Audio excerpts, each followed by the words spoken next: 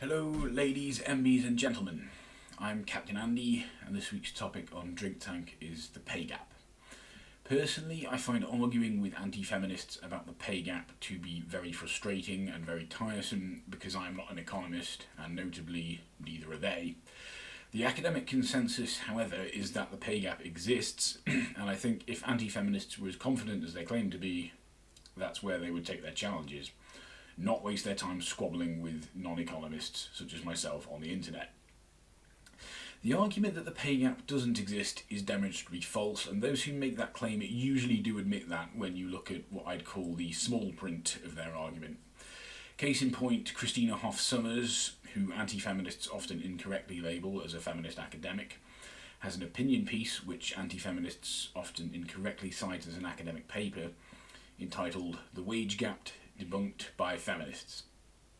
However, if you read past the headline, you realise that she does admit there is a pay gap.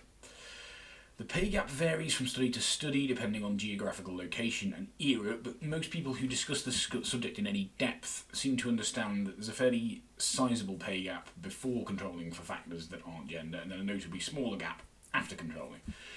The fact that some people don't understand why the pre-control gap is still discussed suggests to me that they don't really understand why the gap is discussed full stop. If a portion of the wage gap is down to women making different choices to men, then we need to do research into why that is. If a portion of the wage gap is down to women working less hours than men, then we need to do research into why that is. Simply asserting sexual dimorphism does not suffice unless you can show both your method and your methodology.